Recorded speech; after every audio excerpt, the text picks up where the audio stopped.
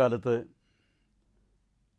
ബാഹ്യമായ കർമ്മ ഭക്തി പ്രകടനങ്ങൾ നടത്തുന്നതിനേക്കാൾ ഉപരി ആന്തരികമായ ഒരു ഭക്തി നമുക്കുണ്ടാകണമെന്നാണ് നമ്മെ ദൈവവചനം പഠിപ്പിക്കുന്നത്.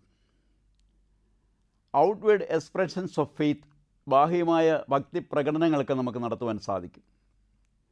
എന്നാൽ ദൈവവചനം നമ്മെ പഠിപ്പിക്കുന്നു, ഈ നൊയമ്പിൽ നമുക്ക് ഒരു ഇൻവേർഡ്നെസ് ഉണ്ടാകണം, ആന്തരികമായ ഭക്തി, ഉള്ളിൻ്റെ ഉള്ളിൽ ഭക്തി ഉണ്ടായിട്ട് ഹൃദയശുദ്ധിയുള്ളവരായി തീരുവാനായിട്ട് ദൈവവചനം നമുക്ക് ആഹ്വാനം ചെയ്യും.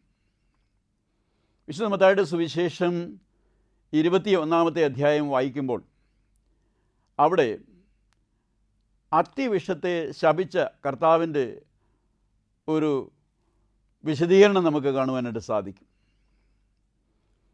അത്തിവൃക്ഷം സാധാരണ ഫലം പുറപ്പെടുവിക്കുന്നത് യഹൂദ നാട്ടിൽ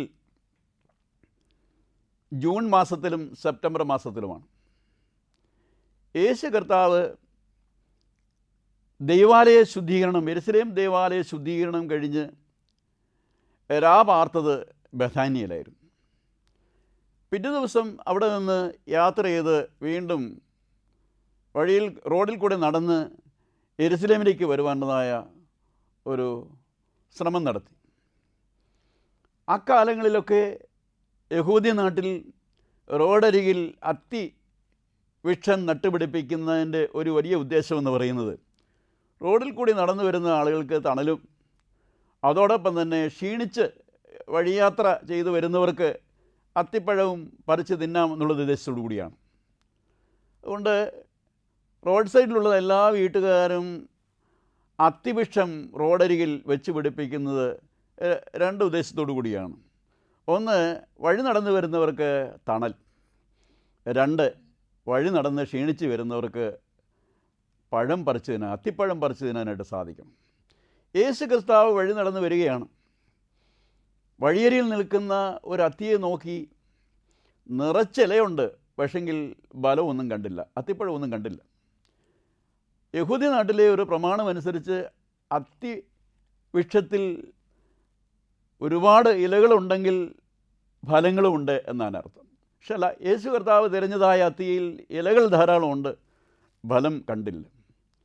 അത്തിയെ കർത്താവ് ശപിച്ചു എന്നാണ് അവിടെ നമുക്ക് വായിക്കുവാനായിട്ട് സാധിക്കും. ഇവിടെ നമുക്ക് ചില പാഠങ്ങൾ പഠിക്കുവാനായിട്ട് സാധിക്കും. ഇലയുണ്ടെങ്കിൽ കായും കാണണം. പക്ഷെങ്കിൽ ഇവിടെ ഇല മാത്രമേ ഉള്ളൂ, കായില്ല. അനുഭവമുണ്ട്, പക്ഷേ പ്രയോജനമൊന്നുമില്ല. പ്രകടനമുണ്ട്, പക്ഷേ അനുഭവമില്ല എന്നാണ് ഈ ഭാഗം നമ്മളെ പഠിപ്പിക്കുന്നത്.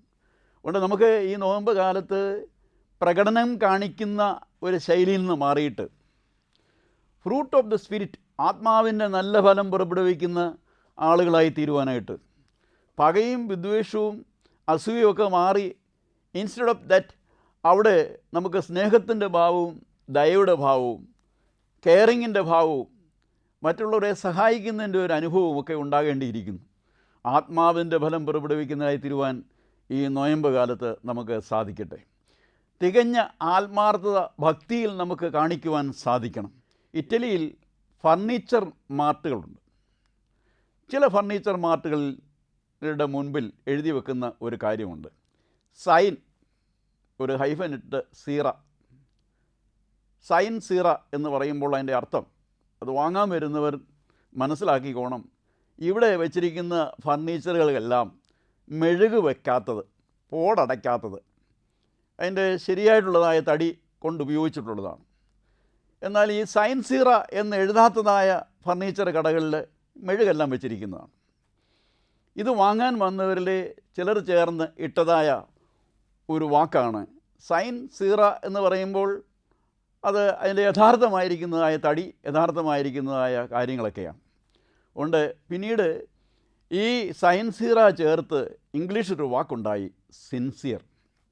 സിൻസിയർ. നമ്മുടെ നൊയമ്പ് കാലത്ത് സിൻസിയറായി, പ്രകടനമല്ല, ഭക്തി ഉള്ളിൽ രൂപപ്പെട്ടിട്ട് രൂപാന്തരത്തിൻ്റെ അനുഭവത്തിൽ ഒരു പുതുശക്തി പ്രാപിച്ചിട്ട് സ്നേഹത്തിൻ്റെയും ക്ഷമയുടെയും ദയയുടെയും ദീർഘക്ഷമയുടെയും ഭാവം ഉൾക്കൊണ്ടുകൊണ്ട് ജീവിപ്പാൻ നമുക്കെല്ലാവർക്കും ഇടയായിത്തീരട്ടെ. അതിന് ദൈവം തമ്പുരാൻ നമ്മളെല്ലാവരെയും സഹായിക്കട്ടെ എന്ന് പറഞ്ഞുകൊണ്ട് എൻ്റെ വാക്കുകളെ ചുരുക്കുന്നു.